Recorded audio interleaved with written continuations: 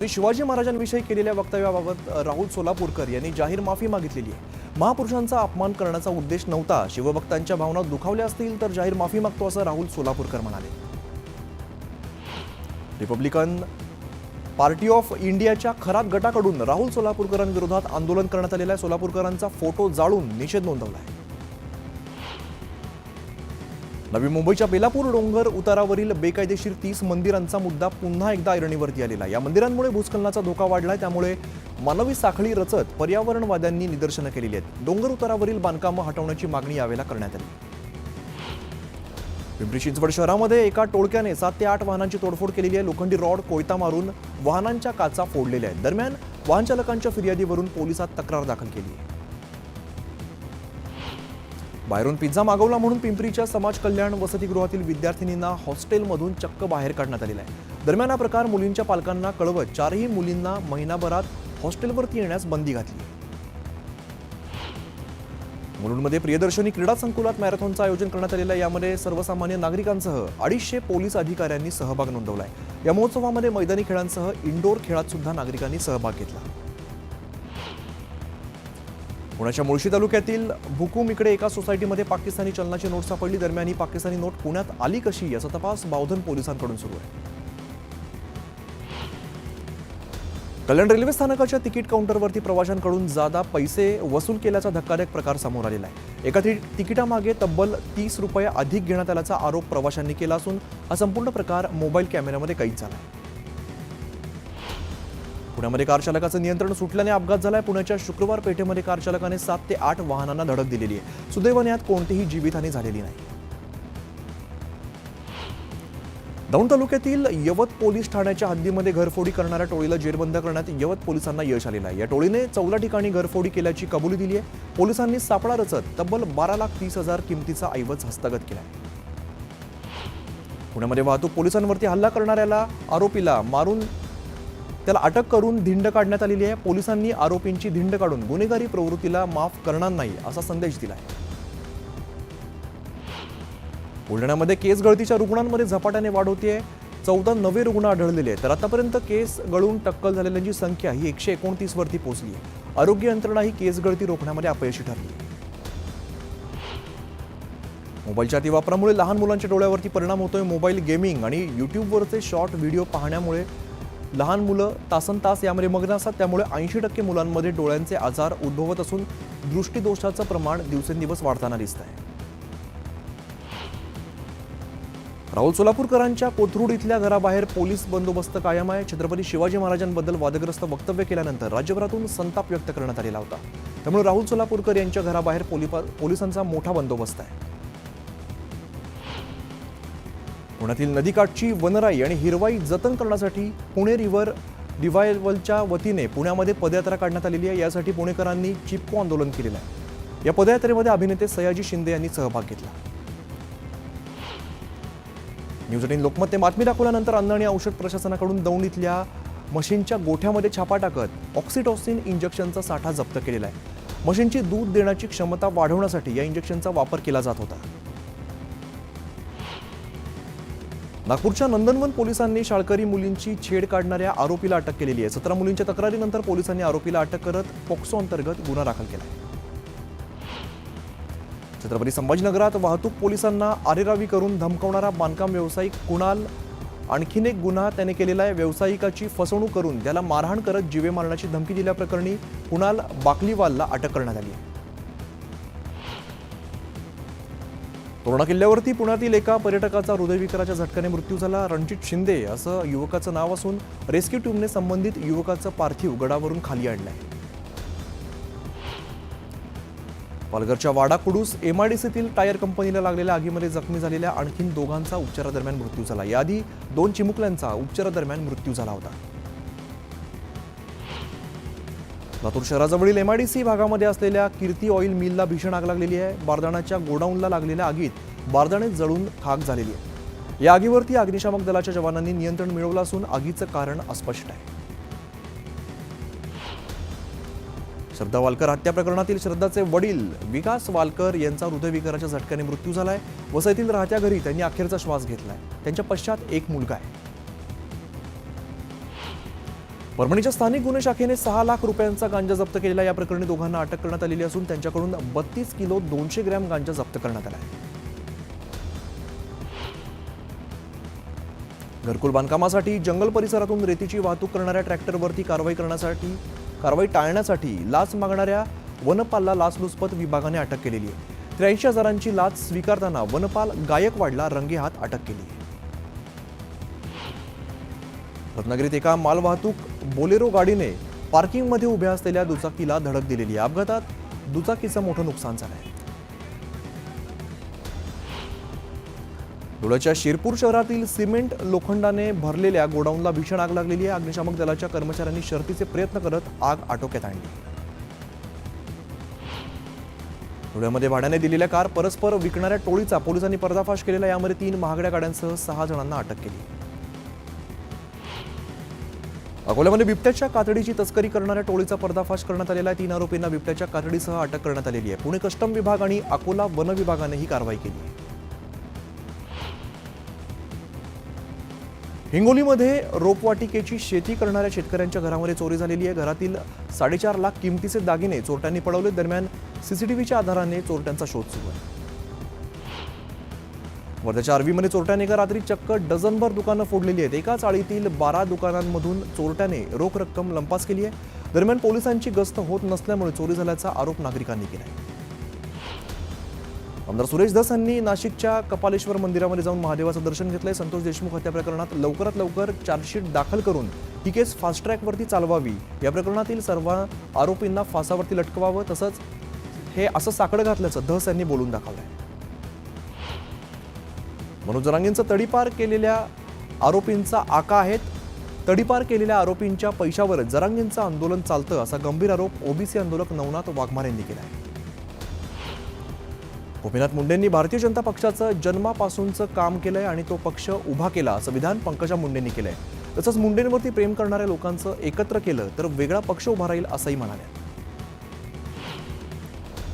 ठाकरे गटाचे माजी आमदार राजन साळवी लवकरच शिंदेंच्या शिवसेनेमध्ये प्रवेश करणार आहेत, अशी माहिती न्यूज 18 लोकमतला सूत्रांनी दिलेली आहे. लवकरच पक्षप्रवेशाची तारीख निश्चित केली जाणार अशी माहिती आहे. दिल्लीत ही महाराष्ट्र पॅटर्न दिसला, त्यामुळे सगळ्यांनी एकत्र येण्याची गरज आहे. आता लढायचं की एकत्र यायचं हे नेत्यांनी ठरवायचं, असा सल्ला संजय राऊतांनी इंडिया आघाडीतील विरोधकांना दिला आहे. महाविकास आघाडीचं पुढचं 25 वर्षांचं भवितव्य अंधारात आहे. इंडिया आघाडी टिकणार नाही हे सगळ्यांना माहिती असल्याचं म्हणत मंत्री उदय सामंतांनी संजय राऊतांवरती निशाणा साधलाय. दुसरीकडे बोट दाखवताना 4 बोटं आपल्याकडे असतात, याचं भान प्रत्येकाने ठेवलं पाहिजे. अजित पवारांना आपल्या मुलाला आणि पत्नीला सुद्धा निवडून आणता आलं नाही, असा टोला प्रवीण दरेकरांनी अजित पवारांना लगावलाय. भाजपसोबत लग्नगाठ बांधली म्हणून अजितदादांना मतं मिळाली, असा टोला मनसेचे नेते संदीप देशपांडेंनी लगावलाय. दादांनी स्वतःच्या जीवावरती उभं राहावं, मग वल्गना कराव्यात, असा सल्ला दिलाय. रायगड जिल्हा संपर्क प्रमुख पदाचा राजीनामा दिलेले शिवसेना शिंदे गटाचे प्रकाश देसाई भाजपामध्ये जाणार आहेत. पदांच्या वाटपामध्ये नाराजी व्यक्त करत प्रकाश देसाई यांनी काही दिवसांपूर्वी शिवसेनेच्या जिल्हा संपर्क प्रमुख पदाचा राजीनामा दिलेला होता. रायगड जिल्ह्यामध्ये भाजपाने शिवसेनेला धक्का दिलेला आहे. माजी जिल्हा संपर्क प्रमुख प्रकाश देसाई यांनी शेकडो समर्थकांसह भाजपामध्ये प्रवेश केला आहे. पुणे महानगरपालिकेच्या निवडणुकीआधी राष्ट्रवादी काँग्रेस कामाला लागलेली आहे. राष्ट्रवादी काँग्रेसच्या खासदार सुनेत्रा पवारांच्या नेतृत्वाखाली बैठक पार पडली. पक्ष संघटना मजबूत करण्यासाठी तसंच पक्षाच्या आगामी रणनीतीवरती या बैठकीमध्ये चर्चा झाली. उपमुख्यमंत्री एकनाथ शिंदेंचा सांगलीमध्ये पुतळा उभारण्यात येणार आहे. सांगलीतील शिवसेनेच्या कार्यकर्त्यांकडून हा निर्धार करण्यात आलेला असून शिंदेंच्या वाढदिवसानिमित्ताने शिवसैनिकांकडून पुतळा उभारण्याची घोषणा करण्यात आली आहे. एकनाथ शिंदेंच्या वाढदिवसानिमित्ताने ठाण्यामध्ये विविध उपक्रम राबवण्यात आलेले आहेत. शिवसेना विभाग प्रमुख दत्ता फसले यांनी चक्क लाडक्या रिक्षावाल्यांना मोफत सीएनजी वाटपाचं आयोजन केलेलं आहे. रवींद्र फाटक यांच्या हस्ते रिक्षावाल्यांना मोफत सीएनजी वाटप केलं. मंत्रिपद न मिळाल्याने नाराज असलेल्या तानाजी सावंतांनी एकनाथ शिंदेंना जाहिरातीतून वाढदिवसाच्या शुभेच्छा दिल्यात. सोशल मीडियावरून काढलेलं शिवसेना पक्ष आणि धनुष्यबाणाचं चिन्ह सुद्धा सावंतांनी जाहिरातीत वापरलं आहे.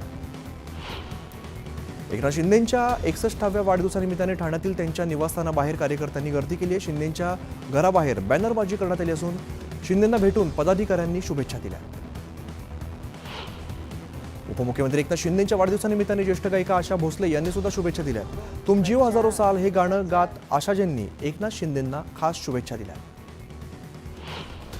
महाराष्ट्राचे उपमुख्यमंत्री एकनाथ शिंदेंच्या वाढदिवसानिमित्ताने सिंधुदुर्गातील स्टोन आर्टिस्ट सुमन दाभोळकर यांनी एकनाथ शिंदेंचं स्टोन आर्ट साकारलेलं आहे.